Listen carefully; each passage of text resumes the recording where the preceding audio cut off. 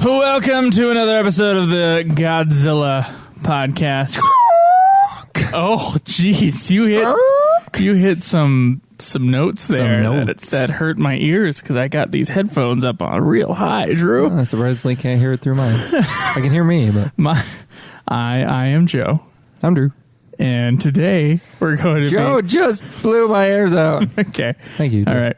Today we're going to be doing a commentary / podcast over Godzilla versus Mechagodzilla from 1974, and I am super excited to get into it, Drew. Yeah, I mean, for once in a while, it's been a minute since we've seen a nice one.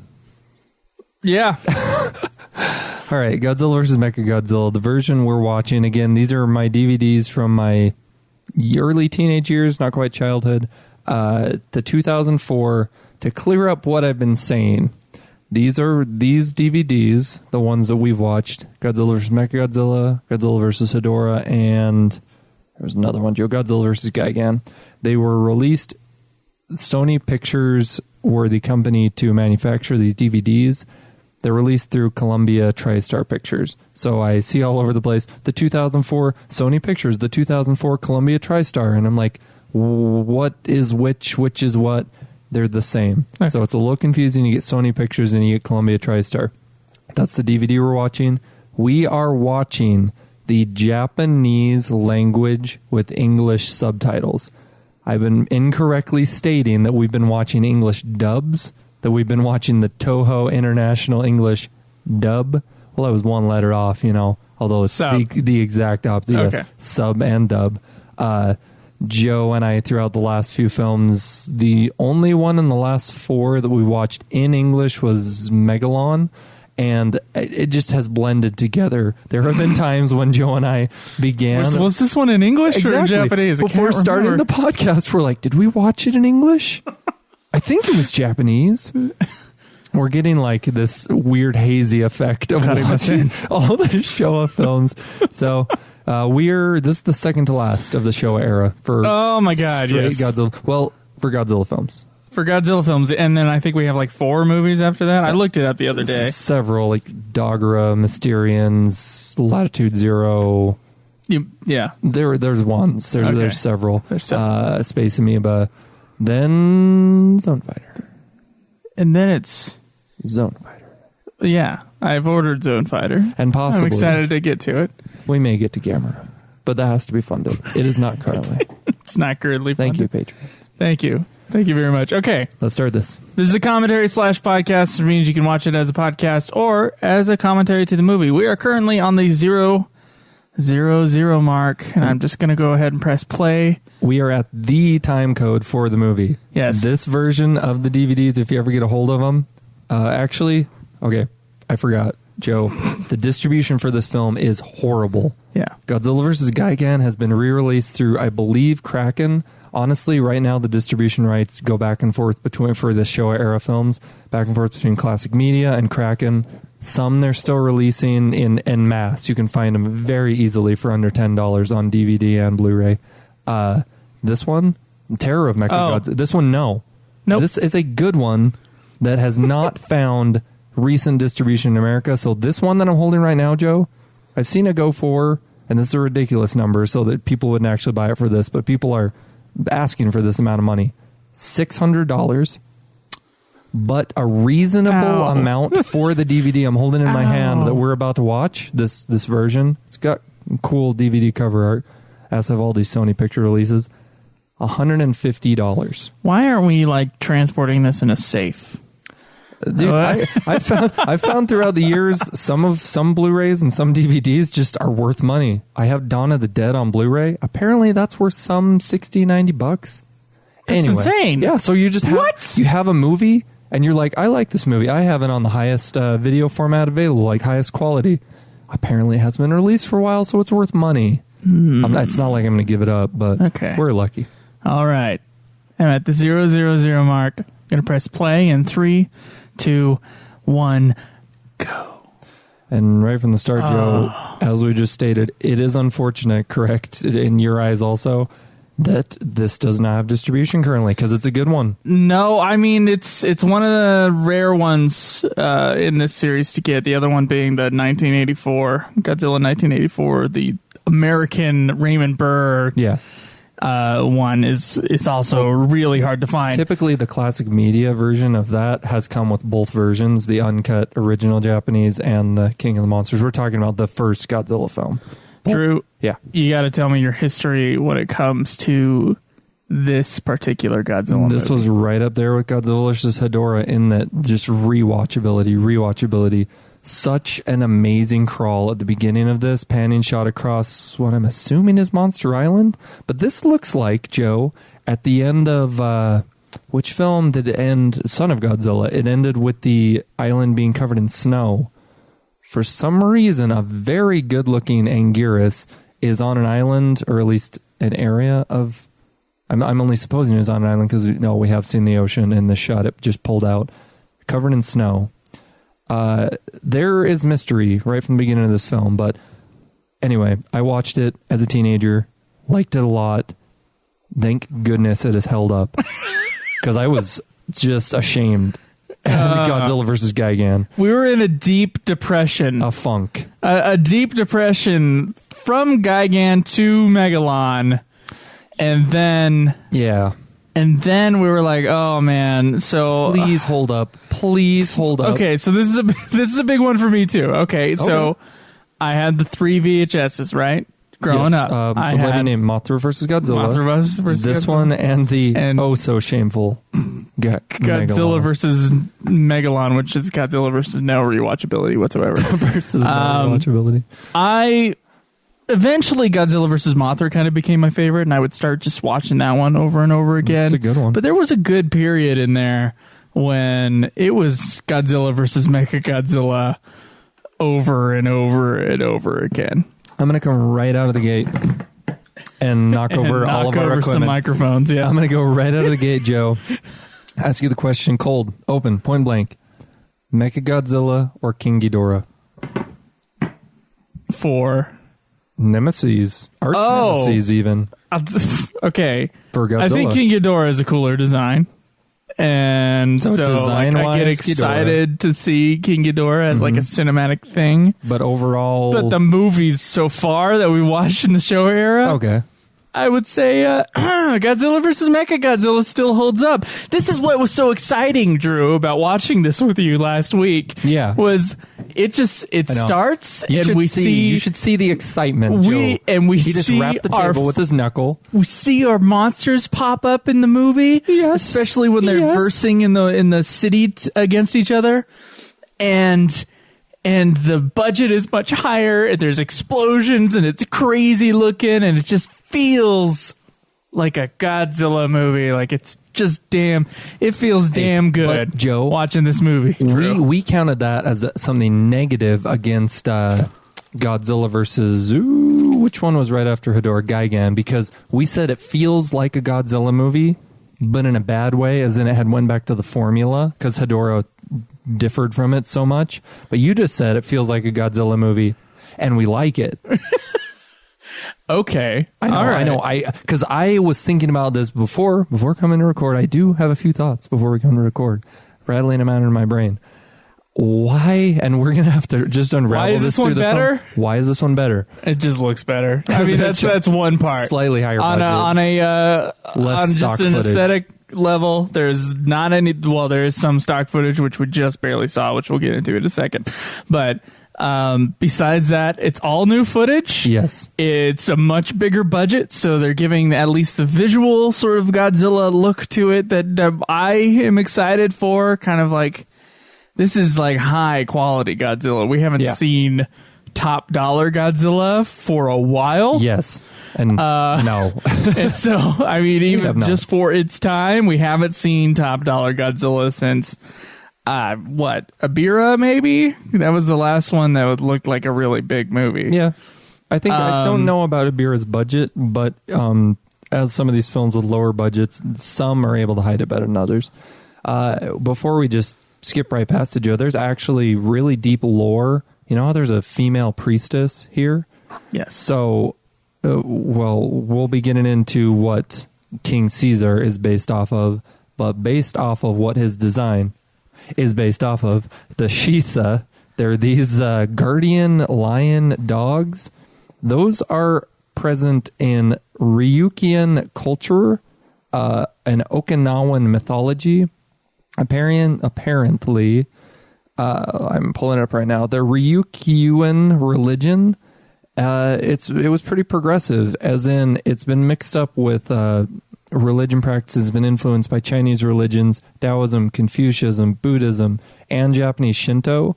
But one interesting mark of the religion is that it features spiritual superiority of women, which allowed for the development of a Noro, or a priestess system, and there was a significant following for female mediums in this Ryukyuan religion. Because it hadn't really dawned on me. So it's not patriarchal. It's yeah, it's just I believe that it just allowed for both to become priests and priestesses, but very much different. And I just like that what they represent in the film isn't just some sort of something they made up for the film, but whether or not it's actually representing explicitly Ryukyuan religion, it has a direct parallel in that. So yeah, we have our female priestess who later on summons forth King Caesar. You know, I was lying. The last big budget Godzilla was the Destroy All Monsters. That was, or not Destroy All Monsters. Didn't feel big budget, man. Yeah. Other than how many suit actors and monsters they shoved into it, it didn't feel big budget. But I dig the hell out of this movie, Drew, and it could be definitely. just it could be rose-colored glasses. I mean, it could be. I'm gonna put my foot down and say no. It's not. This has a complex plot that's easy enough to follow. It's engaging. Interesting plot. It's pretty complex. I mean, it represents a mythology within the film itself. And to go deeper into these female roles in this film, we just went from Godzilla vs. Megalon, where there was no females. There's not a single woman in that movie. What it boiled down to, well, there were females, Joe. Oh, yeah. They were in... you're right. In the big white... The condoms, that's what... the big white see-through bath. They were wearing shower curtains. Yeah. So they were significantly reduced in their roles, the female gender. In this film, aside from having a female priestess, which is already, just great representation there, one of the main characters who interprets these prophecies, these cave drawings that are discovered right out. So how the film has progressed so far, we see Anguirus on an island where I'm unaware of what island that is. I don't know if it ever tells us. Anguirus sees a flash of light on either the island he's on or certainly a giant mountain. Cut to our title sequence, which was kind of reminiscent of the last few with just colors. Yeah. Colors flashed English across screen. Language title sequence, but yeah. Suitmation actors credited for the first time in those credits for the first time in a Godzilla film. Then we got the priestess. We got these two male characters witnessing her doing some religion, some sort of a practice, I don't know, out in the open. Something for her religion. And then they drove off, and that's when it felt sort of expedition-y. Got a little, weird. But then they got to where they discovered these ruins with prophecies. I'm just saying, it's a complex plot in that they're actually establishing a mythos here within the film itself. And what I had to say, and I was thinking about, is that they could take this thought here where you tie other films, like future films, in the structure of the films all ties together through finding these cave prophecies. Say with what happened at the end of Kong Skull Island, spoilers, we see cave paintings with Mothra and Ghidorah. They can present us with all this in one film, but they don't have to tie it all up in one film. They can leave loose threads for other films to progress into it. Joe. Sunglasses, man. Dude. He's Seto Kaiba from He Yu-Gi-Oh! is Seto Kaiba. He's a pretty standard, dark hero, anti-hero Japanese guy. I like that. This is the oddest. You pointed this out. This is the weirdest transition in the entire series. So we got the Japanese dude walking inside the dark hallway with the sunglasses, and he spies on the woman who's researching all this stuff about the cave paintings. Yes. Then there's a weird zoom in on his ring as he just kind of puts his hand down, and all it is like a black stone on a ring. And a very loud jet engine sound effect comes in. It lingers on the jet sound effect while showing us the image of the ring for a few seconds. Yeah. And then we cut to the jet. So until you see the jet, you're like, is his ring screaming? That's what it is, man. The ring is screaming. Oh, and we must say, they took from those archaeological digs, which I don't really know where those are in relation to where that priestess was doing her ceremony and their sacred grounds, because all of these, the artifact they took was a miniature representation of King Caesar. It's these little Shiza dogs that King Caesar is based off of, his mythology or whatever. He has a real world basis, basically. They take that from the site, and I just have to think, how far is that from their little religious area? Because are they removing religious artifacts? I don't, because for archaeology, yeah, all the time. Oh, no wonder they've brought about these cataclysmic. Doesn't that happen every time anyone removes something from an ancient Egyptian? Happens. But, so here's one of the prophecies that a mountain will just pop up in the clouds one day. It's a big black. And they look, and it's a big matte painting of a. Hey, it's a good-looking map painting. It is a good-looking map painting of a big black cloud that looks kind of like a mountain, right? Yes, and there is some movement involved, which I think it's like matte painting on matte painting, clouds moving across clouds. Maybe there might be, yeah. I would have to look at the shot again. But in any case, it's basically the anti-matte painting of what we got in Abira with Mothra matte painting, which was supposed to represent something, an actual creature, so that's a whole entire different. So here we have some. True, this is all memory lane for me. That's the problem with watching this movie. It's like, oh my gosh, I remember. There was one point where I could do the English dub version of this movie, for beat. Oh, so every time I see this movie now, it's just like, oh yeah, this part. I remember this part. So vividly. Aside from complex plot, good natural pacing. Okay, there's it's fast pacing, yeah, compared to the movies we just saw. It might be fast pacing, Joe, but they're not just throwing things at us like we just saw. Going from the plane where they were, one of the scientists who have discovered those ancient underground, the prophecy areas wall paintings, is traveling with the female who could interpret them for some reason. And they were on the plane, but there's just nice, I don't know if they use them as much in American cinema, but they're pillow shots. I think you were the one that taught me that. I got that. Between the airplane, there's no dialogue. If there is score, it's a pleasant score, not a really upbeat one, of just the car driving between them being on the plane. That's transition shot. That's pretty standard. It just feels okay. We just saw 2 movies in a row before this movie that had their budget just cut, and so they didn't have very good coverage. No. Honestly, some kind of coverage. It has a lot to do with bad direction, and so this movie just has a little bit more air to breathe. So it's just, I don't know, it's more well made. We've been holding one of my favorite things in this entire series is space titanium.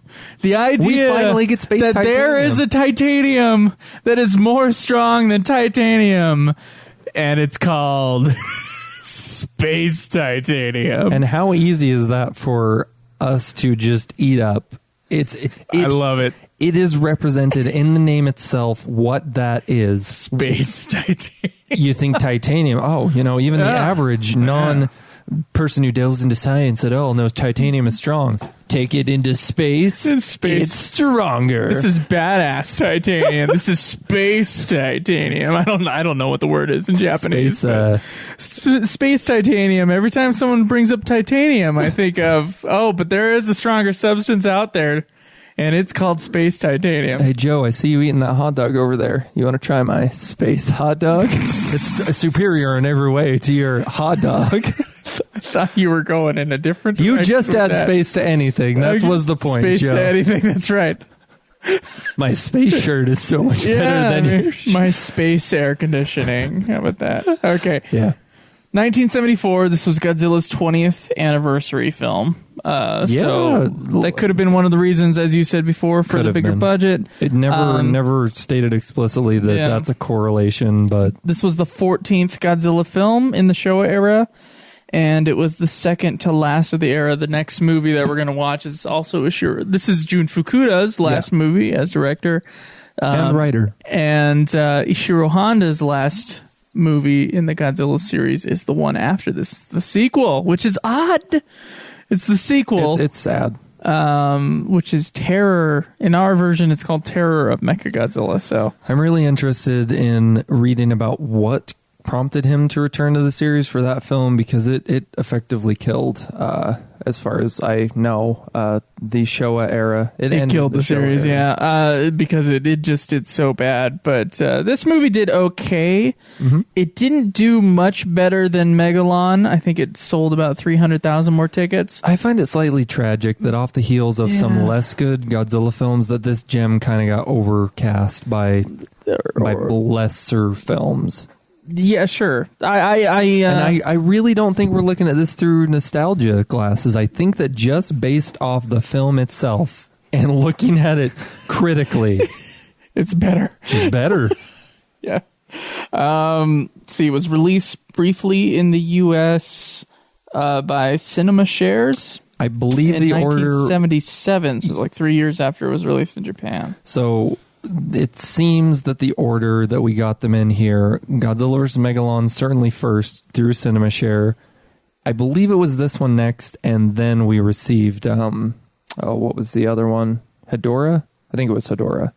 I could be wrong. No, Gigan. Yep, it was Gigan. All Cinema Shares and all... did you read about the original title?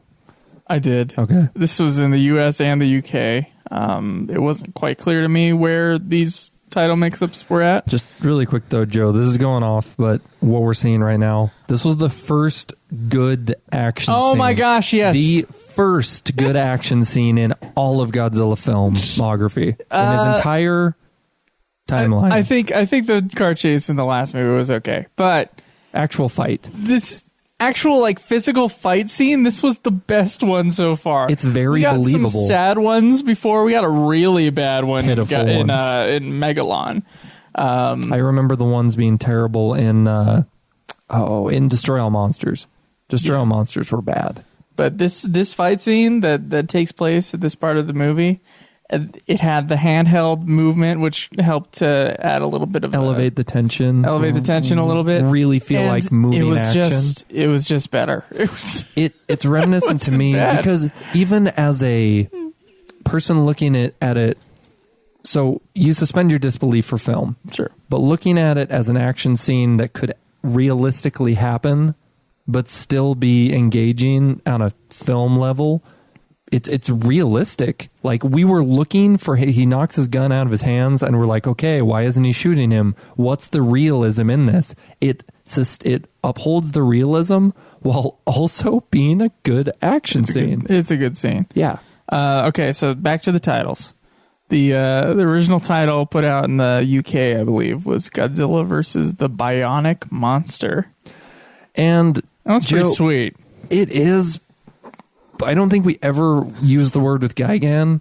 He's a cyborg, as in there's bionic living like tissue parts added in with these mechanical things. This is basically what bionic means. I believe that like when you have a bionic limb, it's attaching, like for instance, in using the word bionic for that, you're attaching something robotic to flesh, like at least the flesh is controlling it. Man, there's nothing bionic about Mechagodzilla. It's just straight up robot. There is not. So I just feel like that was. What about Godzilla versus the Cosmic Monster? So they changed that, Joe. Why? I couldn't. It was because of popularity of a TV show, I believe. Universal Studios claimed that they would sue them if they continued using Bionic Monster because of the time they held the rights for. And I thought of the reason for it feeling so strange that they threw bionic in the title, I thought of this on my own and then found out, Universal was threatening to sue them because they held the rights to the $6 Million Man and the Bionic Woman. They're like, we own the rights to be able to use that bionic term. Quit using it in your film. Oh, that's interesting. But yeah, because I just thought, Bionic Woman, like, how in the world is Mechagodzilla bionic? So now it's Godzilla versus the Cosmic Monster, which Brownie. I think is kind of a lame title. But I think the person who is naming this is just pure speculation. Person naming it just watched it superfluously, not really reading into the film, and saw, he looks like Godzilla. Mechagodzilla, I'm referring to now, looks like Godzilla at the beginning of the movie. So maybe he was a beast. Maybe the person naming it could have thought that at one time Mechagodzilla was a living tissue creature and that inside of him it's just this skeleton that's robotic. Really, he's got a disguise on. Yeah. The best of disguises only given away to a Godzilla watcher, I guess, because his roar is different. Yeah, that and so this Godzilla that we're seeing right now is causing chaos just randomly. You have to notice his walk as well, which this is stuff that I'm just eating up as a fan, because you can get the satisfaction of really investing in the film and it pays off. As in, if you're watching it close enough, you'll see that this Godzilla, in air quotes, because we think it's Godzilla at this point, there's actual correlation between the way he moves when he turns into, you actually find out he's Mechagodzilla. So there is differences in them. We just moved past a scene that's being intercut with Godzilla fighting Anguirus right now. We just missed probably some of the worst fake driving I've ever seen. But they keep using the in this film, and I believe he is on the wildest bumpy road in the world based upon how his hands are moving on that steering wheel. Do you find it to be a very strange shot of up? It's a shot up through the steering wheel to the actor's face. They keep using that in Gigan. I don't think they used it at all in Gigan, but I'm sure they used it in Megalon. Yeah, Megalon times. had a very weirdly placed shot, but they broke that. The 180 when it cut away from the car, and that was something that bugged me. I gotta think they're just sitting on a seat with a steering wheel. Yeah, that's what's happening. Yeah. On Megalon, it was weird though, because there was some sort of surface fake thing that went over where the camera was. Yeah, the camera wasn't in a car. The camera was below, and then they had this fake car the person's essentially on a car seat. They're separate. Yeah, they're totally separate things going on. I don't know how else to explain it. Anything like a car. But that was the weird thing about Megalon. But Jun Fukuda has a very specific way he likes to film his actors driving. It's just, I feel like maybe actors need some training in the fake driving. Certainly in the 70s. Who was Varon? Varon was the first instance of horrid fake driving.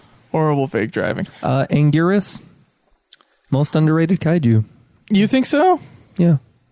He's the underdog kaiju that I can relate to. I think I just rhymed that. But really, Joe, in my estimation of Anguirus through the films, I don't know how any of you feel about it listening.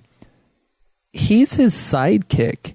He's but not inferior. He'd be more like, to create a comic book parallel, he'd be more like the Nightwing to Batman. But I feel, because I mentioned it to Joe one time, I was listening to a podcast review that was Imaginary Worlds podcast, I believe, and they just go through varied topics. The guest on that was talking about Godzilla was talking about Godzilla in such a way that he put himself in Godzilla's shoes, and Joe was like, whoa, I've never thought of it that way. I've never thought of myself as Godzilla crashing through a city. He's always kind of he's a message. He's not really a theme, I guess, but he's a big message in a film. He's certainly a character, but you're never feeling like you can relate to Godzilla on a level that you're him. For me, I can to Anguirus. If I was to be buddy-buddy with Godzilla... It's because Anguirus doesn't have any powers. Exactly. There you go. And, man, he's just such a loyal... kicked around a lot. He is an extremely loyal friend to Godzilla. In this movie... Except for in that first one. When he shows up. I gotta say, because he gets killed. Maybe it's all that time on Monster Island together. That's not Anguirus as we know him. That is an Anguirus, as in Anguirus the species. This is again fan speculation, but he gets killed. That Anguirus introduced in Raids Again, much like Godzilla in the 54 Godzilla. We never see that Godzilla again. We never see that Anguirus again. They're killed. So the Anguirus we're introduced to after that is like, I can just picture Godzilla and Anguirus being best friends. I believe it was in the 60s, 70s. It may have been in the Heisei era. There was a series of animated shorts with basically Godzilla and pals, and his best bud in that series was Anguirus. Drew, I don't think I understood as a kid what the hell the thing made of space titanium was that they like... The pipe. Separated and put in... Yeah, it's a pipe. So it's a freaking pipe. It's absolutely a fictional, made-up metal. It's a... What? It's plot device. Drew? What? It's just like... Are you telling me that space titanium is not real? That's not space titanium. It's Astanopacharon. Come on, Drew, that's made up. Space titanium is real. It is a fictional element, so yes, it is made up.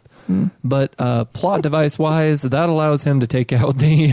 Because there is no way that they would have been able to escape from the aliens in this film later on.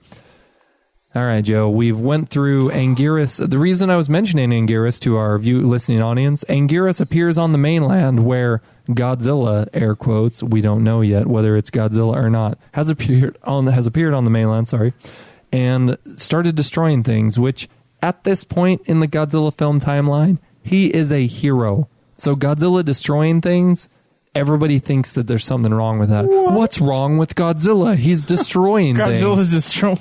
He's never done that before in the first 9 films. And then we suddenly get this plot twist right here where just another Godzilla pops up. Literally Godzilla, the Godzilla suit of this film versus the Godzilla suit of the last film. So we get to see a return of the fake Godzilla, which I'll quit referring to him as Godzilla air quotes because at this point he's going to become Mechagodzilla. That is our Godzilla suit and head from the last film. And so he looks a little bit more cartoony. There was a really good picture tweeted out by G-Man recently comparing the 3 headshots of Godzilla from Megalon, this one, and the Terror of Mechagodzilla. He gets grumpier and angrier looking.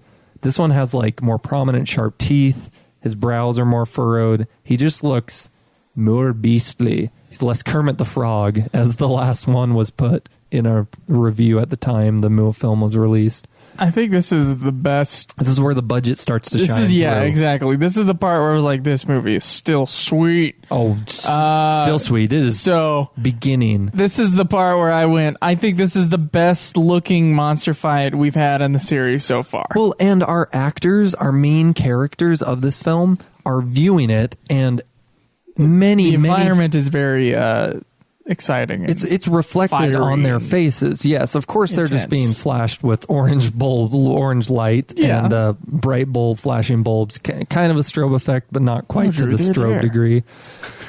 It's that we see represented in the shots very clearly of the actors that they are there with the monster. So, wow, we're there as audience members.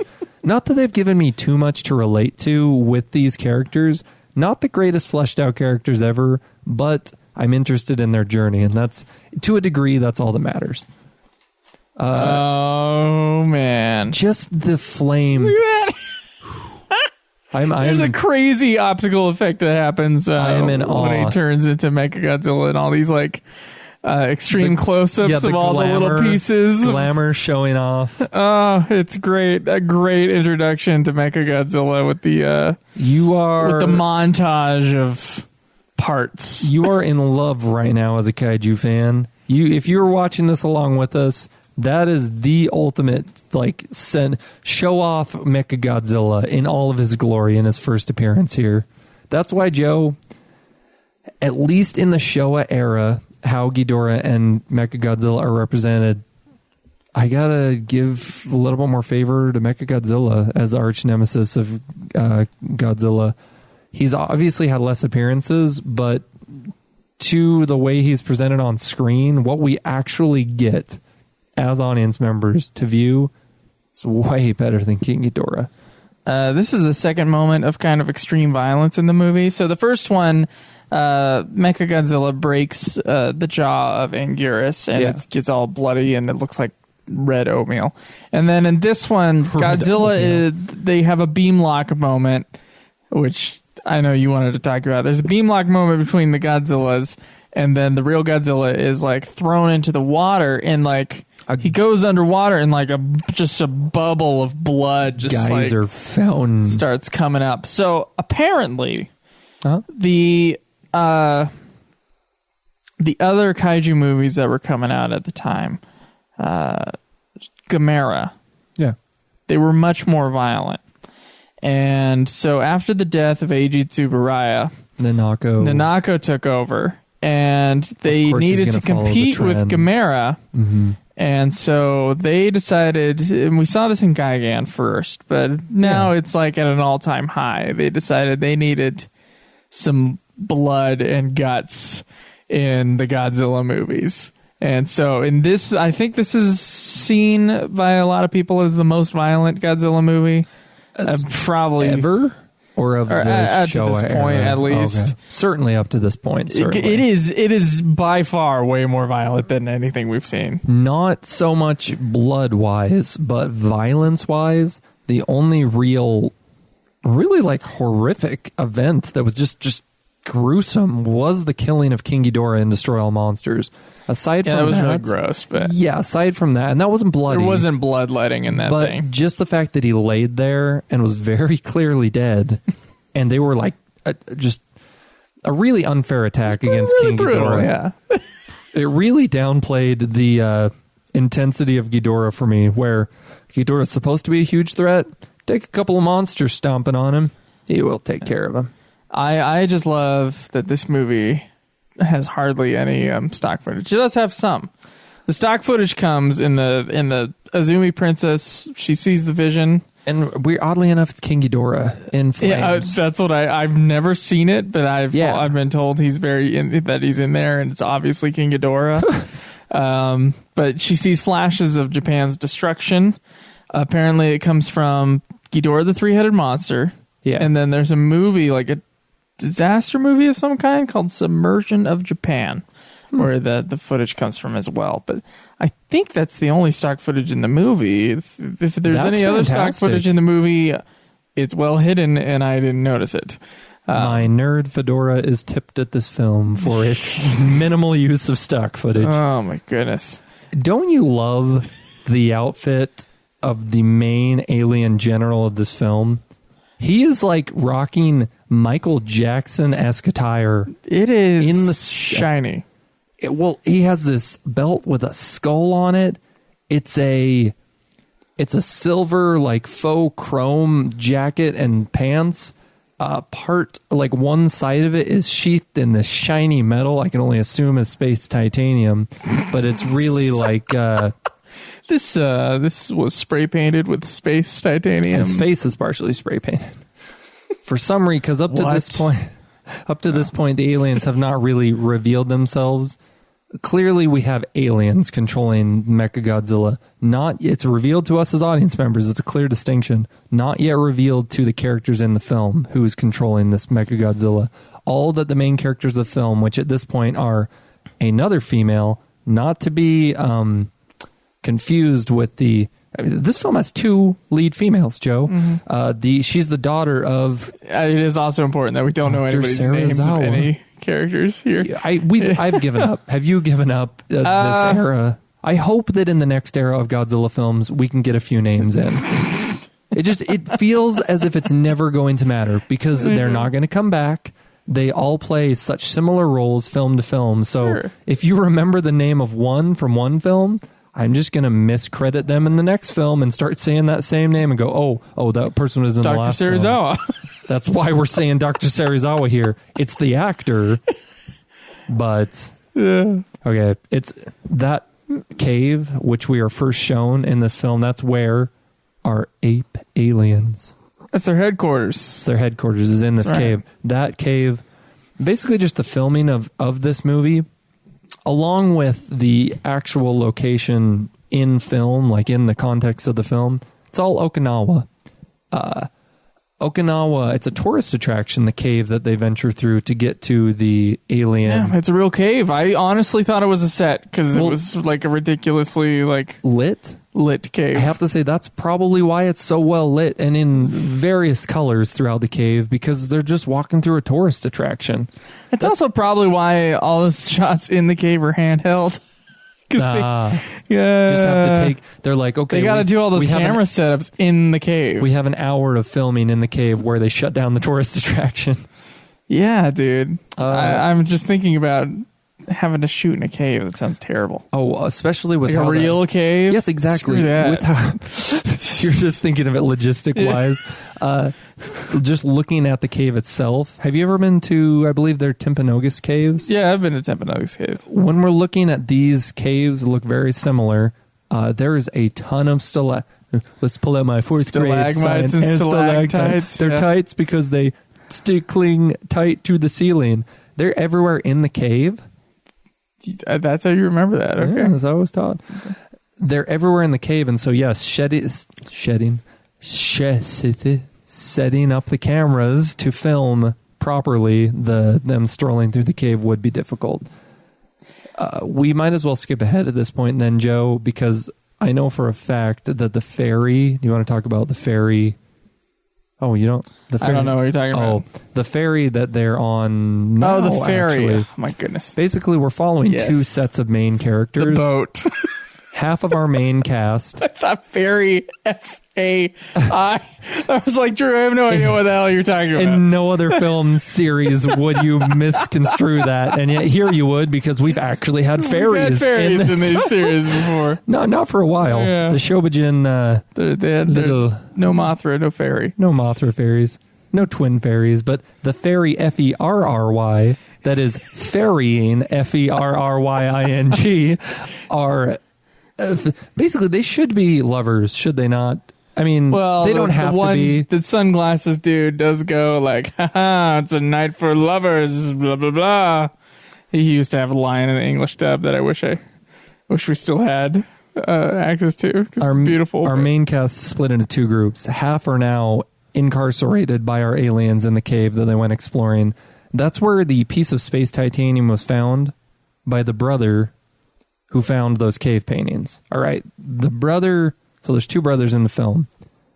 The group that's incarcerated is Dr. Serizawa, his daughter, and the brother who found the space titanium in that cave. They just happened to go back to the cave because they thought, oh, we found the space titanium here. Maybe we'll find out more about this mystery, blah, blah, blah, there. Get captured by the aliens because they stumble upon their secret base where from which they're controlling Mechagodzilla.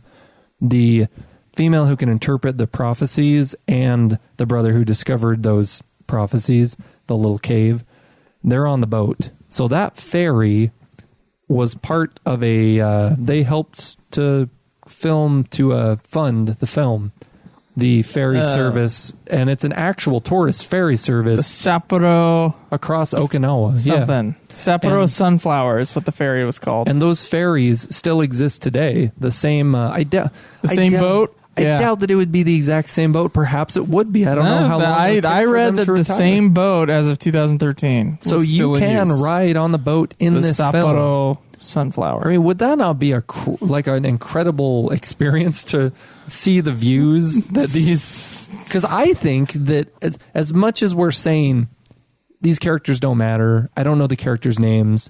Of all the films that we've seen recently in this Godzilla timeline, these are characters that I care about the most. Certainly not to the degree of the original Godzilla where there was real drama, but with the fleshing out, with the fleshing out of the mythos, something pretty easy to follow in this film, which is Still don't remember their names, but you remember enough. Yeah. This is a really cool sequence, Drew.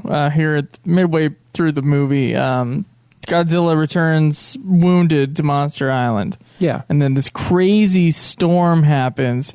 He's struck by lightning. This is all very cool special effects, by the way. Uh-huh. He's struck by lightning and it like surges within him. And then something just went down. Like Godzilla has absorbed the power of lightning. The effect that they overlay on the Godzilla suit actor being imbued with electricity, very reminiscent of King Kong being powered with electricity. Exactly. The same effect. I was thinking of that. So King Kong, he's going to have those lightning King Kong powers. But here's the thing that confuses me, Drew. Did you just say lightning King Kong powers? That's right. Here's the thing That's an interesting phrase. Here's the thing that confuses me. We have gone through like 12 million Godzilla movies where all they do is put up electric fences for Godzilla, which, although they don't work very well, he doesn't really like either. Like, he doesn't like the electricity. But this time the lightning does something different. This is maybe it's just the hand of God. Maybe it's not lightning. Maybe it's just Zeus, like, with his special lightning. Oh man, we've titanium a Frankenstein almost thrown into this. Let's throw Zeus into this. Yeah, so Zeus puts his finger down upon Godzilla, and Godzilla like absorbs his Zeus-like powers. Does Godzilla not, perhaps from his... The real question here is, how intelligent is Godzilla? It feels as Depends if... on the movie. Well, this is... Wow. A truer statement. Not many truer statements have been said on this podcast. In this end of the Showa era, Joe, he keeps gaining the exact power or showing forth the exact ability needed to defeat our monsters. Godzilla versus Hedorah. Suddenly he can propel himself with his atomic breath in order to catch up to a flying Hedorah attempting to escape at the end of the film. Godzilla versus Gigan. Megalon.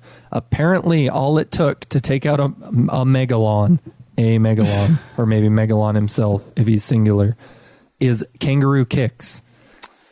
In this film, it appears as if Godzilla has the foresight or the intelligence, knowledge, however you want to put it, that he needs lightning to attract Mechagodzilla. He becomes like a polarized magnet in order to take Mechagodzilla toward him at the end. So Joe, our last aliens from Godzilla vs. Gigan were cockroaches. Yeah. Our new aliens for Godzilla vs. Mechagodzilla, much better aliens, I would also like to add, are ape people. I remember this action sequence so fondly. Holds up, man. Holds up. If you want to see some 70s Japanese... Okay, what's great about the draw to these films is not only do we get monster action, we get real human action. Like, palpable, great, James Bondish. Yeah. And it works in the way it's shot, as you said, on handheld. We get a real sense of movement and... tension, so much tension here on the boat. The alien that's been following the two leads that are free on the ferry, they're ferrying across this King Caesar statue. I don't really know for what purpose at this point. Do you know? It's not. It might be clear in the script, in the plot presented in the film, but it's just not super clear. Don't ask me plot questions when we're doing these commentaries. Anyway, I'm not going to be able to answer them. The action set piece that it leads to is a fight on the boat between... Basically, we're being misled as audience members, but for some reason this misleading, it works for me, and I enjoy being misled in this way. There's two people following the two leads. They both appear to just be like double agents. It's the Seto Kaiba character, as we discussed, glasses, trench coat man, so stylish. He talked to them on the plane for a brief moment, says he's a journalist, but we don't know. And another character, he breaks into the room while they're sleeping, even though it's like the middle of the day. This is a horrible day to night, basically, or perhaps early morning.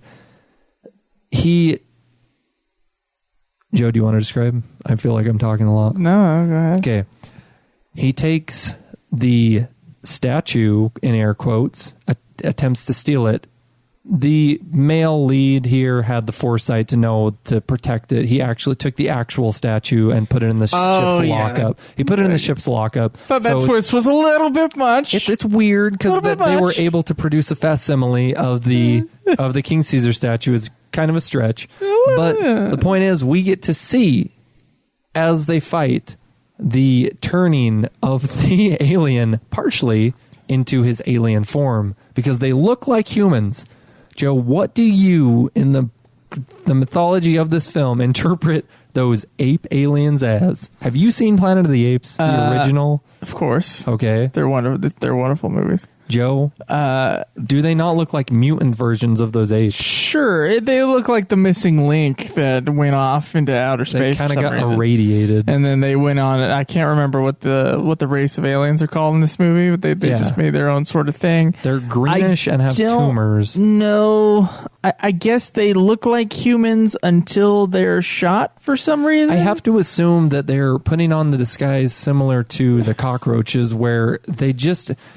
If it's a skin suit or not, which I highly doubt it is because it dissolves so rapidly when they're under distress. It's some sort of other like a biological function. I don't think so, Joe. I think it's like a masking technology, some sort of a hologram. But anyway, this is by the race that did come up with the Mechagodzilla. So we get a real glamour shot of the fairy. They really could do a lot of things. I want to talk about the human action a little bit more. Other than it's great. Other than like it's actually pretty well done. I do remember today I was looking up Jun Fukuda stuff and he did direct a spy film. And really? I think it might have been before this movie. So I think there might have been some sort of like, oh, I'm going to add my little action spy movie stuff that his learned background on this movie. Yeah. Well, I've over and over. He's done bad fight stuff as well. So I want to say that perhaps, and I'm giving him the benefit of the doubt here that he perhaps didn't stage or choreograph those bad ones. Perhaps he didn't stage choreograph the good ones here. Yeah, that's probably in any case probably true. Jun Fukuda's background before coming to Godzilla films, starting with Ibira, I keep reading it was slanted towards mystery. So I want to say perhaps as you're saying, action, kind of James Bondy, something where it's just humans and it's more serious in tone. Where he ended up right before being offered to do Ibira and taking that offer, obviously, he was venturing more into comedy, lighthearted things. So perhaps he's drawing from where he was and bringing it into this era. It feels like right at the end of the Showa era, other than Megalon, which we just saw, they're really trying to bring it back to the seriousness, as serious as you can get with King Caesar. Yeah, King Caesar. Okay. This is possibly Shinichi Sekizawa's most serious that I can think of off the top of my head. Writing. I guess. I do believe that he and it's the other writer, I think they were credited for story, and Jun Fukuda and I'm sorry, I missed the name. Jun Fukuda and another writer are credited for the actual screenplay. The writer, and we'll just go off on him for just a moment, Masami Fukushima. Does that name ring a bell? Because that sounds like it. I only saw it in our always reliable for everything Wikipedia. In reading up on Masumi Fukushima, interestingly enough, he died in 1976. This movie being produced in 1974. He was prolific in spreading serious science fiction in Japan. He would translate, very intelligent man apparently, translate well-respected science fiction authors from throughout the world into Japanese to really... He was not a fan of so-called space operas, so he wouldn't have been a fan so much of probably Astro Monster because it's serious, but not so much. He wanted real, serious science fiction, and so watching this film, I can get where he helped out with that. Yeah, I can get that. He's an interesting person to read up on. Masami Fukushima film that's coming, or series scene that's coming up. It's another human action scene that is interesting to watch, which once again is something that like brings this film, and I would say Godzilla vs. Mothra as well, to the forefront of like they're better movies simply because the human drama is better. There's so many shots that are so well. We're about to go to the super sauna. Super sauna. The super sauna scene. So if you're watching this, just look for really well staged shots. There's so many of them. One of them, which just occurred, you see the general alien, that the main alien guy, it's all in a single shot. He is looking at them after they've been pushed down into the super sauna, as Joe has called it. That's a great name, Joe, to give coins. Great job there.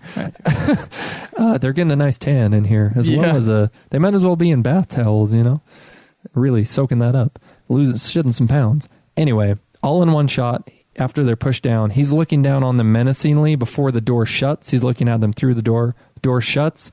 Camera pans over to him as he walks behind a wall to look down into them, and I believe he states a line there. But it's all in one shot, and we get so many that are obviously well put together. They had money. They had time. Yes, exactly. With Megalon, no time. Same director, same writers. Just give them some time. Just don't give them any money and watch how it crumbles. Yeah, exactly. Give them time. Especially a kaiju movie. Come on. Give them time to give people direction. You got to think of the freneticism on the set, if that's even a word. How frantic it would be on the set.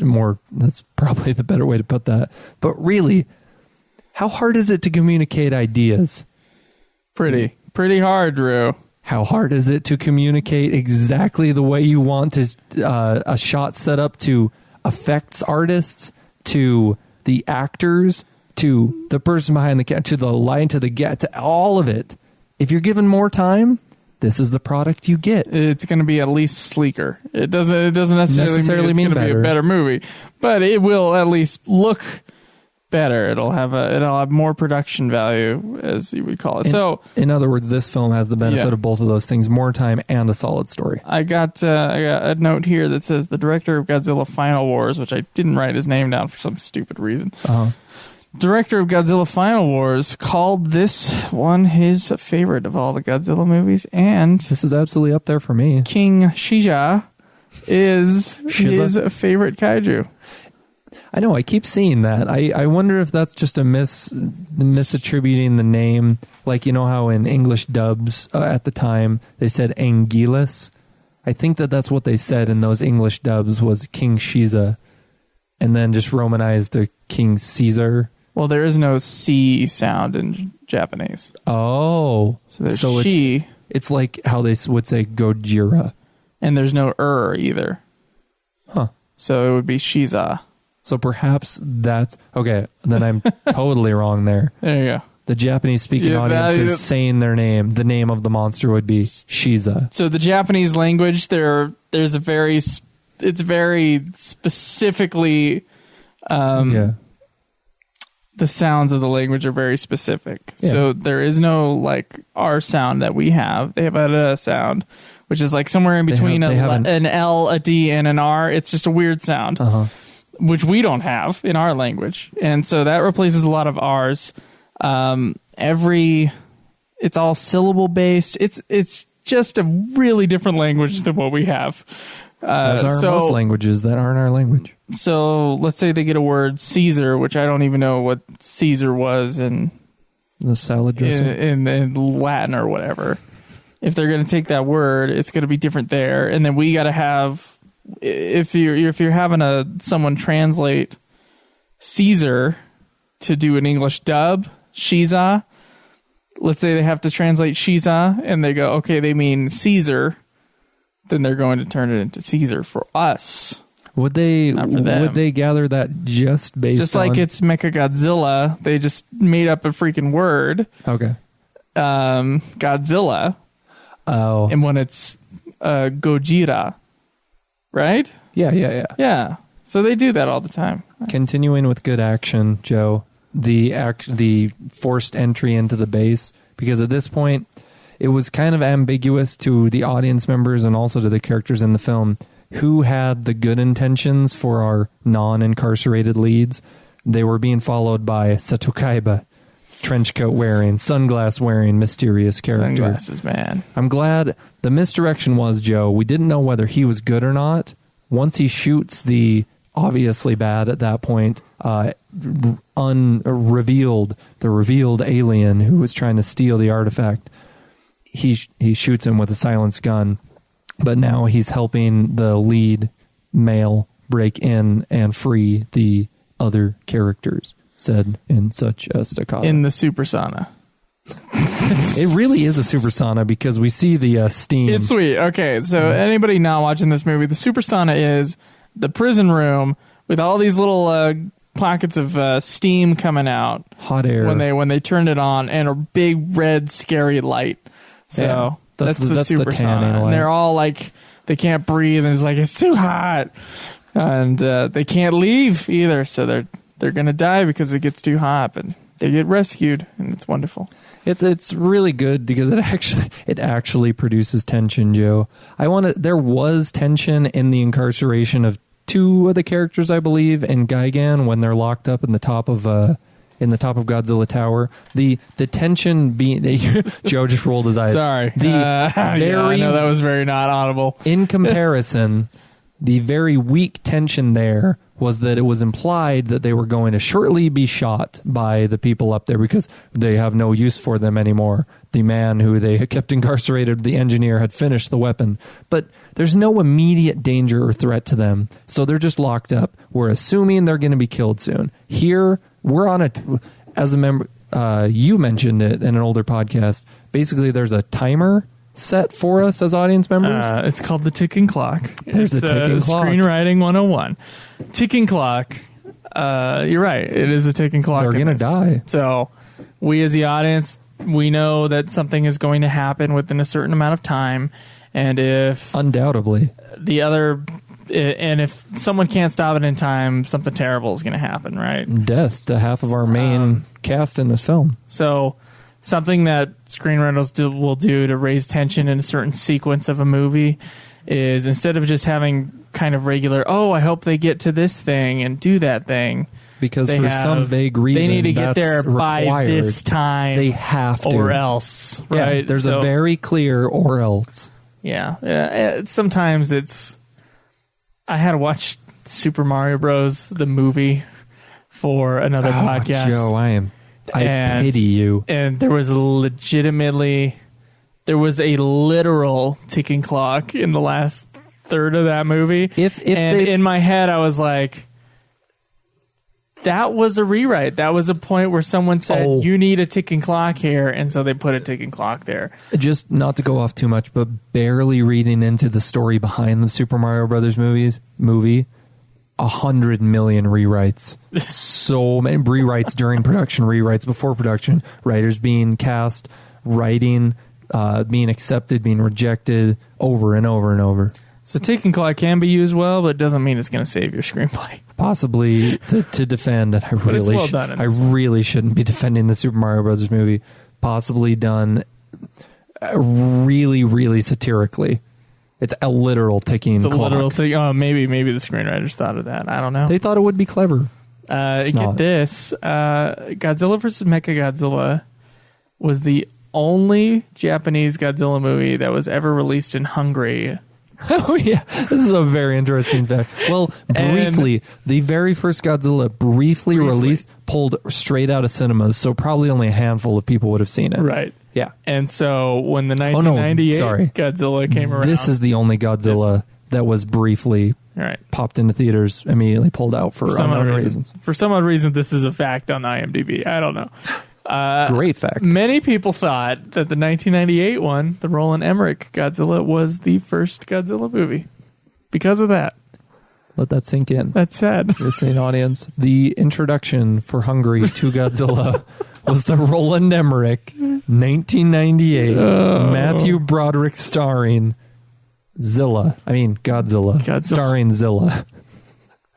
Man. Sad. It is sad. I feel my heart goes out to the people of Hungary who the true Godzilla was withheld from prior to that cinematic disaster. Oh. The cinematic garbage fire. Oh, boy. As I recently read on Godzilla Reddit, that masterpiece. The masterpiece. How great is that? How great is that? That is great phrase. I don't know if that corner of the room is part of the real cave. I'm looking at this scene again. Do you think it's obviously a stage, Joe? Drew, I think that maybe there was a cut, and that they went from a real cave to a very, very fake cave with a okay, which one's the one that hangs down? Stalagmite or stalactite?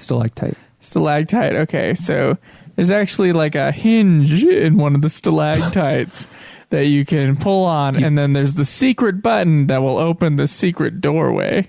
Wasn't that strange, this effect there? In every other transformation scene, I always think American Werewolf in London when we're watching a transformation of a character. Basically, you're watching a trans character, yeah. No, wait. We're not that progressive in the 70s, Joe. Possibly in really low-budget B movies. But the transformation of a character into a beast is usually what's done through these transformation sequences. They work in this movie insofar as it's a close-up on the alien character's face, transitioning slowly into the monkey. It's a fade or a dissolve. Yes.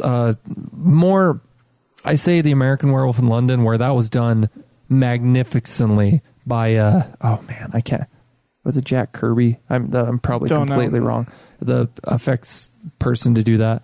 But in this film, it's more akin to our original Lon Chaney Jr., the Universal Monsters werewolf, the werewolf. It's really slow. There's not a lot of frames of transition, but it's a clear transition. It works well when it's a close-up, but I didn't remember because I gave this movie too much of the benefit of the doubt. I didn't remember that there was a couple bad ones. Like, here's a good one. We only see in the shot the aliens transforming. The bad one that we saw before is that our sunglasses-wearing double agent holding up the creature that he just strangled with like a piano wire. And wow, I'm selling this movie well. He just strangled him with a piano wire. He's in the shot while it's transforming, and because that's a freeze frame and just like progressing levels of makeup applied, he's just standing there frozen, and then it kind of transitions. I don't even know if they did progressive levels of makeup. I honestly think they're just two shots dissolved together plus some at least creative optical effects. In the very first shot on the boat where half of the alien's face transforms. there are some where it's like at least multiple. The one. Right. You're right. There's at least one. There is at least one. We're about to. Okay, as much praise as we've given this film, I'm puckering up here, Joe, because we're about to get to the song. You're watering up? I'm sorry. I'm puckering, Joe. I'm clenching here. Oh, true. You seen? You're about to get to the best part of the movie. I don't know what you're talking about. So do we have the sound on at all? Yeah, it's on. What's the reason you turned the sound on, Joe? I turned the sound on so I could hear a beautiful, beautiful song to get King Caesar out of his mountain. You're the one that told me she was flat. She is a little flat sometimes. Joe, this was the only nail-biting part of this film for me as a young adult. She sings for far too long. It's only like 12 minutes. It's fine. It's not quite 12 minutes. I think this sequence is kind of cool. So we see... so the prophecy is revealed where the red moon is rising or something and the sun sets in the east or something, right? Whatever direction the sun does not usually set in, it's setting in. And that is another sign of the coming of the planet times. Would just be ripped apart by this point. Not like Schwarzenegger ripped, like torn apart. No, like absolutely like destroyed. But I guess we're not going to worry about, the actual mechanics of the Earth and the sun. I can't remember the logic of why it's happening. That it's really a mirage, just like the mountain in the sky. It was a big black cloud that looked like a mountain. And to go on about that mythology set up in this film, all these prophecies, because a disguised Mechagodzilla appeared after that black cloud was appeared, and he starts destroying things. Everybody thinks it's Godzilla. In not just the character's mind, the main cast of the film, but in everybody's mind, all of Japan, Tokyo, Okinawa, blah, blah, blah, they all think, wow, I guess it's Godzilla. It was fulfilling the prophecy. And I believe there's at least one character in the main cast who's denying that, saying, no, Godzilla wouldn't destroy all these things.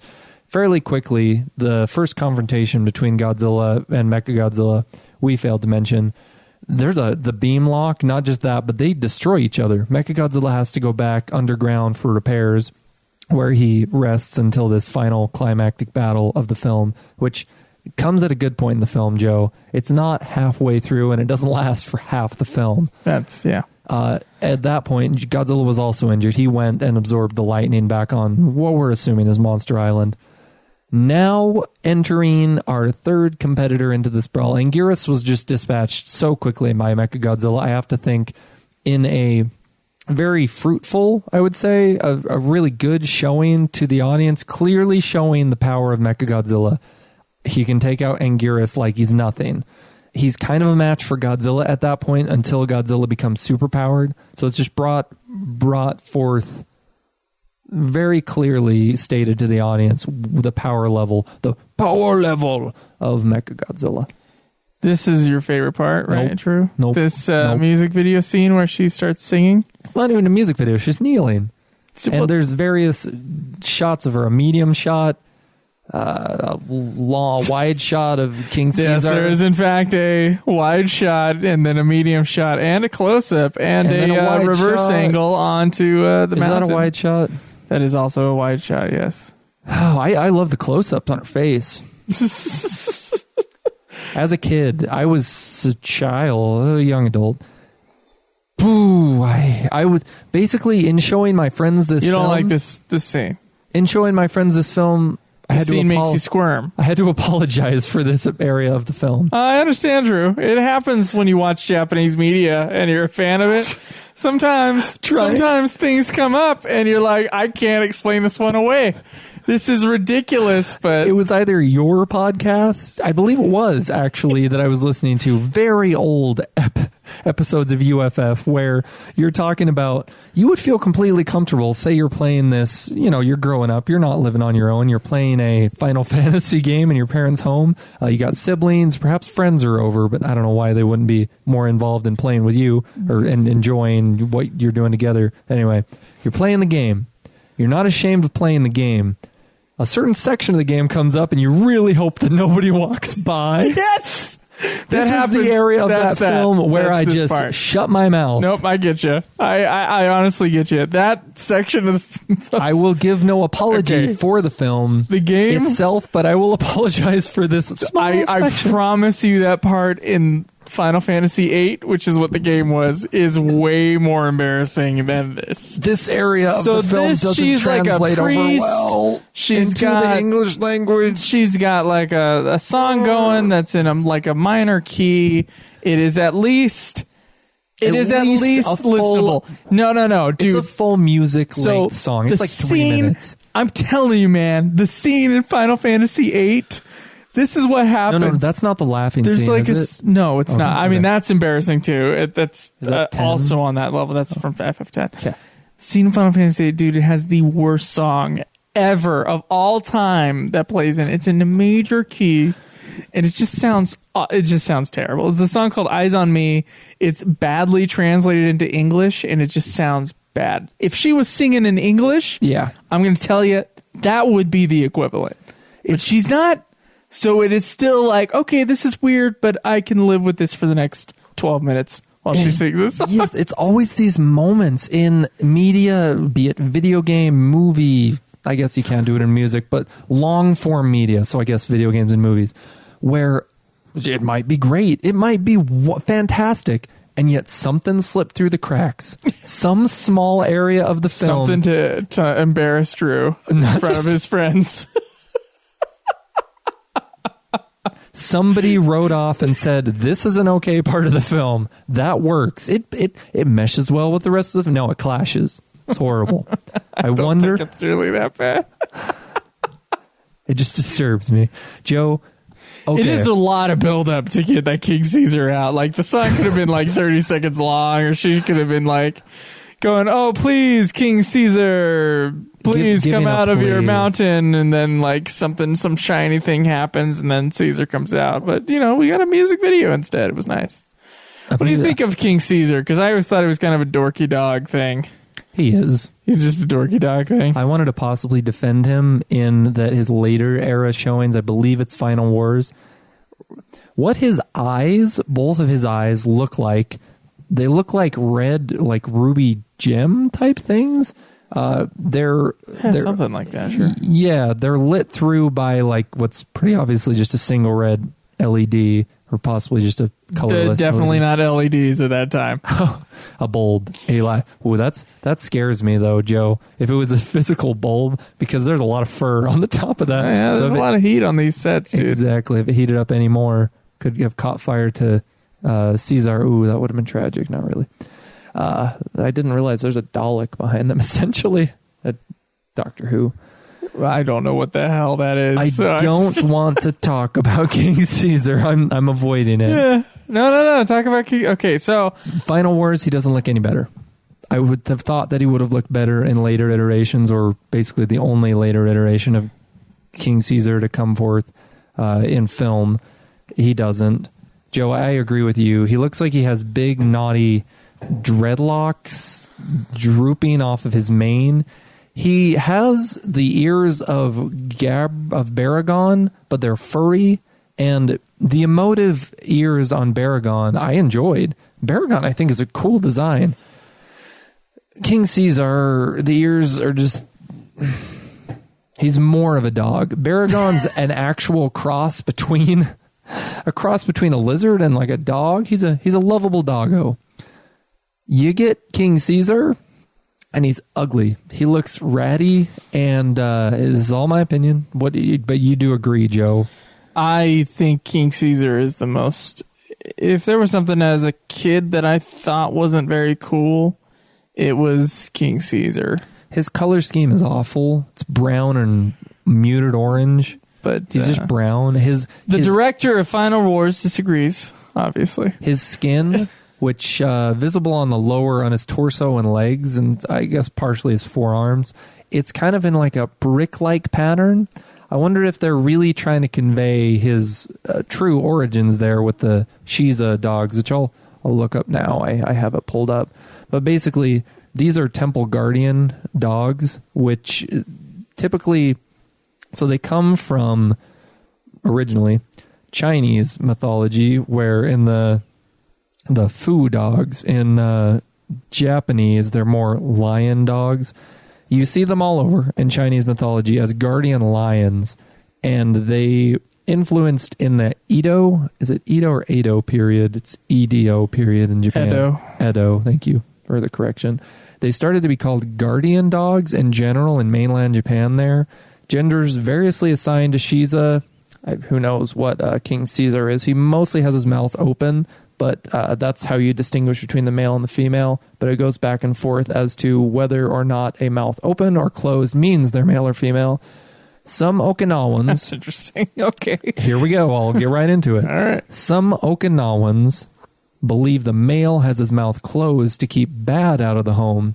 Where you usually find these is typically as two statues at the entrance to a household or shrine. While the female has her mouth open to share goodness. Others believe the female has her mouth closed to keep in the good, while the male has his mouth open to scare the bad away. So no one knows. So absolutely no one knows. Completely up to interpretation. Joe, you. Okay. I applaud your statement there. Nobody knows. That's a wonderful summation of King Caesar. King Caesar. Nobody knows. I want to commend the suit actor for Mechagodzilla. I think he does a fantastic job in this movie. Oh, I love Mechagodzilla. He fends off both Caesar and Godzilla. I mean, simultaneously. That's within the thing. But the actor himself in the suit, yeah. I loved him when he was doing when he was in the Godzilla suit, the old Godzilla suit. Yeah. And he sort of like had the movement. When you're watching it and you know what's going on, he like, you can definitely tell that the actor is giving a different sort of performance within the Godzilla suit than the normal Godzilla, let's say. Yeah. Which, as I already stated, I just think he does a fantastic job with the really selling the robot movement. That, and I'm talking like as if this is a fighting game at this point. Mechagodzilla has so many moves. He just showed off. He has rocket fingers. He has laser beams out his eyes. He has a huge blast out of his chest. He has what just happened. He can spin his head around rapidly and create some sort of force field. Godzilla tried to, I don't know why he didn't use his atomic breath at that point, which I assume would have been shielded by that shield that Mechagodzilla just created around himself. But Godzilla tried to run right into it, and it just like knocked him back. Mechagodzilla, I'm assuming running on battery power, is unleashing his full arsenal of attacks here at both King Caesar and Godzilla simultaneously. For some reason, they're standing there next to each other, just taking it.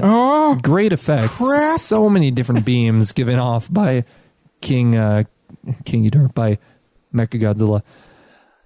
I have to applaud Caesar's initial, basically overpowering Mechagodzilla until I assume his AI interprets the attacks of King Caesar to overpower him. Doesn't take Mechagodzilla long to figure out how to combat King Caesar.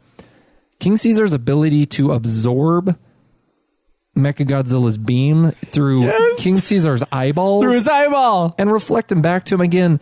Kind of In one eye, out the other, Drew. He has these gem eyes. He's very agile, and we talked agile monsters when it came to Gigan, who's a grappler, a brawler. He's a pointy. He's like a metal Sonic, which is a weird like pull there, but he would hurt to be combated up close. Anyway, King Caesar wouldn't have the same ability to like harm at close range, but that's what he goes for, because he doesn't really, other than his like reversal of any beam attacks, which he can absorb and throw back at him, doesn't seem to really have too many powers. Kind of physically overpowers them. Again with the blood here, Joe. Oh, so much blood. Oh, yeah. So Godzilla gets hit in the neck and just spurts blood. All the flying shots of Mechagodzilla are done 1,000 times better than the flying shots of Gigan and King Ghidorah. They're to proportion, and if they're not truly to proportion, the way that we don't know as audience members, they don't look just completely off and terrible, that they're not to proportion, is they don't have anything in the shot other than Mechagodzilla flying. Aside from one shot where he's coming straight at Godzilla, we're seeing Godzilla kind of an over-the-shoulder shot. But we have no point of reference to see the size of Mechagodzilla. He looks like he's the right size. Okay, this is awesome. So we're seeing the sparks flying off of Godzilla's back. What's happening with Godzilla because of the lightning storm midway through the movie? Mechagodzilla like threw a whole bunch of darts. Like I guess I would call them darts at Godzilla. They didn't explode, so I don't know what they are either. They're spikes. They like so they stabbed Godzilla and he was on the ground. Then Godzilla gets up and then like the my name is Neo moment in this movie. Are you saying he flexes and up, reality bends around him? And then they pop out, and then the regenerated G1 lightning storm thing like phases through Godzilla. He is totally Magneto. Magneto? Oh yeah. Magneto from X-Men. Okay, all right. You were saying he wasn't because basically we're getting the explanation given to us by the alien general. He said he's transformed himself into a magnetic pole. Joe told me he wasn't Magneto until we clearly see that he's using his arms to force Mechagodzilla towards him. Dude. Mechagodzilla at this point, again, I assume he's like lost battery power due to his just going all out on Caesar and Godzilla with his attacks. I don't think it's that. I think that he's just not expecting the magnetism that Godzilla. Well, aside from just having the magnetic abilities, Godzilla appears to have complete. He hasn't healed himself as in he's still bloodied, but he's like gotten his real second wind here. People incorrectly, I've read up on this, IMDb people look at those trivia facts. Sometimes there's really good ones. Actually, in the goofs section on IMDb for Godzilla versus Mechagodzilla, incorrectly mistaken for a plot hole is that we see Mechagodzilla earlier in facing off against Godzilla and King Caesar simultaneously. King Caesar is behind Mechagodzilla. Godzilla's in front of him. Essentially, they're making a straight line, but Mechagodzilla turns his head a full 360 degrees backwards to fire beams, which I don't know why King Caesar doesn't redirect those. He's fighting them simultaneously, and he turns his head 360. Also, in his attack to create a shield, his defensive offensive maneuver, spinning his head 360 degrees, he can obviously rotate his head to any degree he wants. He's an owl. So people incorrectly say it's a plot hole that Godzilla rips his head off at the end. He rips his whole neck off in actuality, so it's not a plot hole. Here he's slowly bending his head, which, yes, he can do that, but he's bending the whole neck, and then he breaks off the entire neck of Mechagodzilla. Great effect. That had to have been love it. A different... I love it. It wouldn't have been the suit. That must have been like a big Mechagodzilla figure, because there was clearly wires and smoke coming from underneath the broken neck of Mechagodzilla. How cool would that have been to have that prop? It's pretty awesome. Life-size Mechagodzilla prop. He would have stood as tall as the suit actor in suit. I love also the effect of there's so much neck spray in this movie. So the other one was whenever the ape men aliens are shot, they also have like some ridiculous neck spray, but it's like a black. It's not blood because they're aliens, Drew. So it's just like this black spray that comes out of their neck. Joe, I want to create our own mythology here. Joe, are you with me on Planet of the Apes? You know what happens? I have not viewed any Planet of the Apes films past the original. Okay. Not a single one.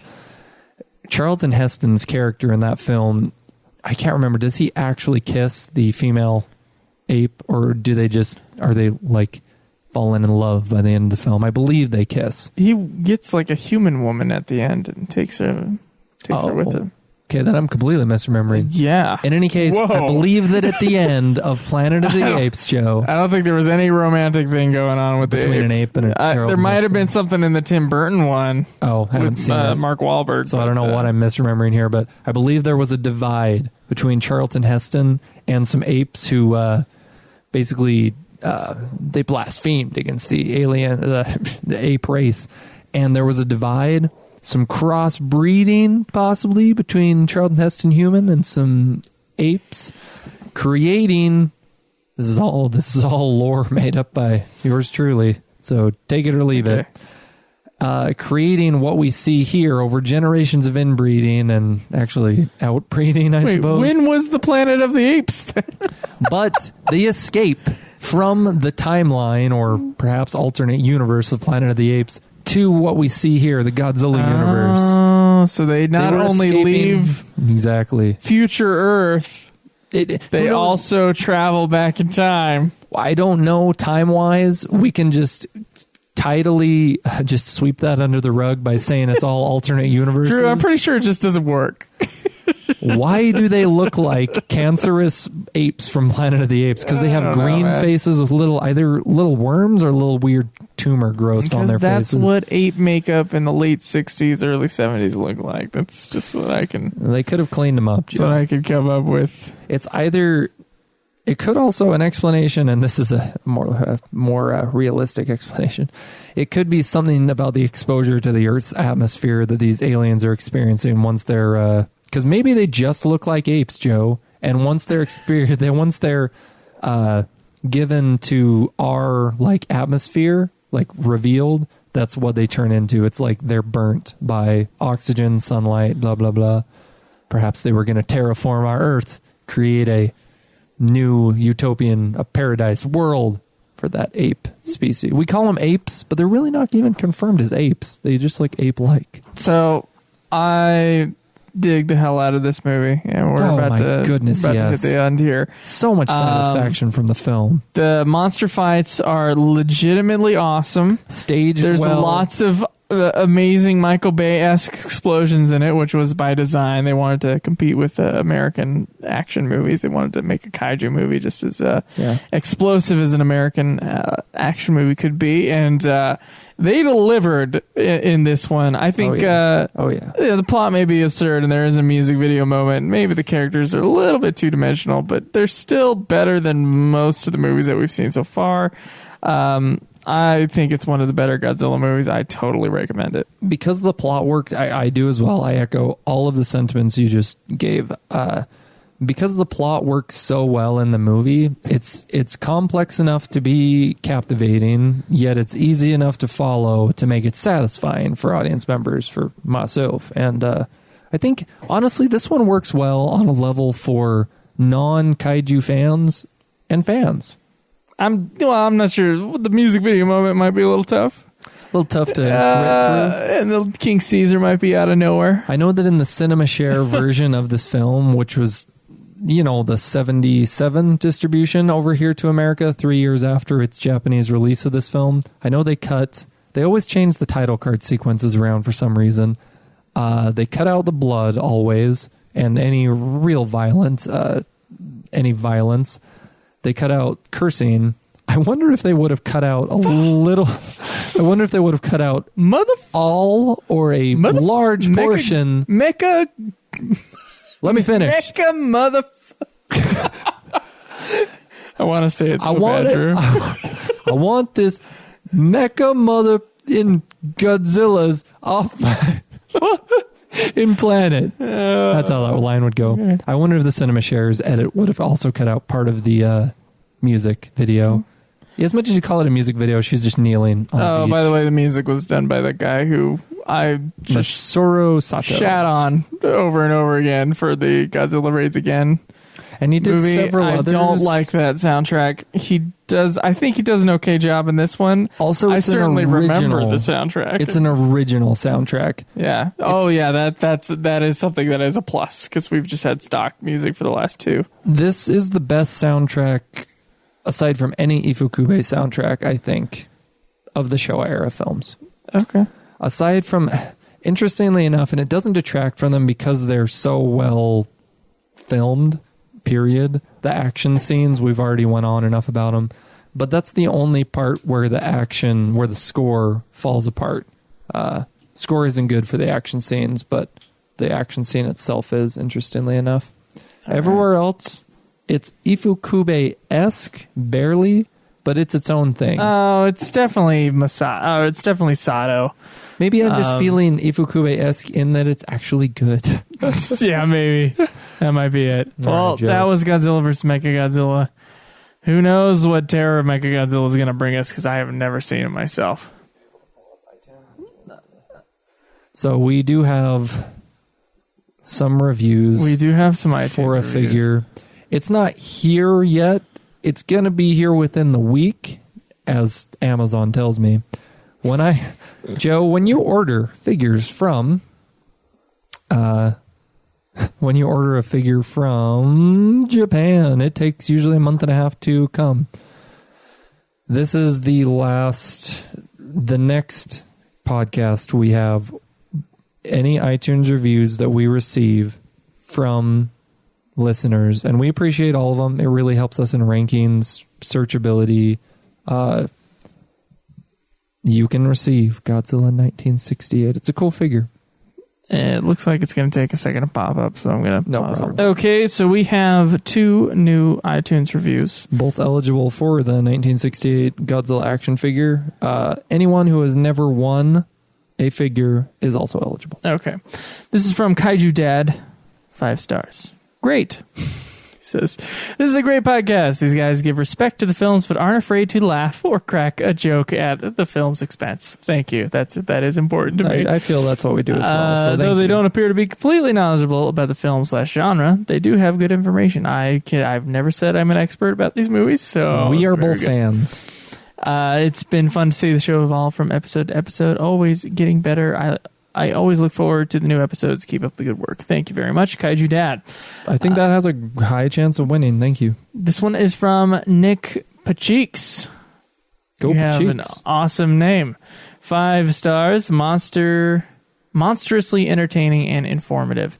This podcast is a must-listen for any fan of Godzilla and kaiju-related media. The hosts both provide funny commentary over the movies, as well as fascinating trivia and insights regarding the film's production history. I've learned quite a few facts I had not previously been savvy to thanks to this podcast. It's always a good day whenever I see the new episode that has been posted. This podcast is a joy to listen to, whether you've seen the films in question a dozen times or not at all. If you consider yourself a G fan, I implore you to check it out, as you're bound to be entertained and informed. Thank you very much to you two who gave us new iTunes reviews, and thank you to everybody who's ever given us an iTunes review. We really appreciate it. You can find our stuff at GodzillaPodcast.com. You can tweet me at Joseph DeGolier. You can tweet me at Drew Daybell or at Gojira Jaeger. That's Jaeger. My last name's Daybell, Daybell. So, some ways to support the show. You can click through our Patreon link and you can support us on there.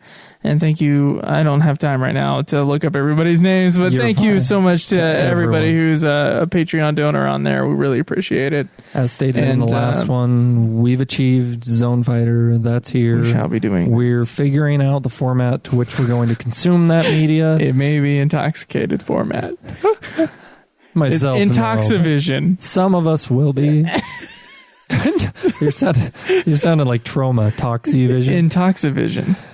So let's coin it. Trade TM. There you go. Podcast. Intoxivision. We can't TM Godzilla podcast for legal reasons, but it's drinking game. Where am I going from here?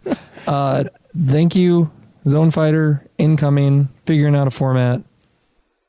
One thing I feel like I need to say, I haven't mentioned this to you, Joe.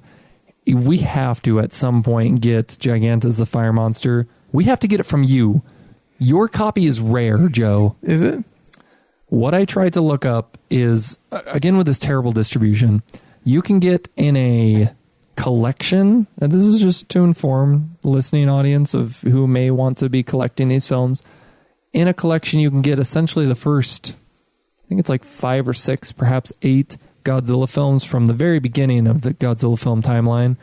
What you get in most of those in the full set is the English and the Japanese version, because if you read on the back, this is a classic media distribution. It's called like the Godzilla Collection Volume 1 or something. Yeah, it's awesome. They all stayed on the back. For instance, in the case of Godzilla 54 Uncut / The King of Monsters, the American version. Next, we get Raids. It only states Godzilla Raids again. The next one, so in other words, it's unclear to me whether or not Gigantus is on there. I bet it's on there. But the thing is, every single other subsequent film says, for instance, Godzilla vs. Mothra / Godzilla vs. The Thing, then go so on and so forth.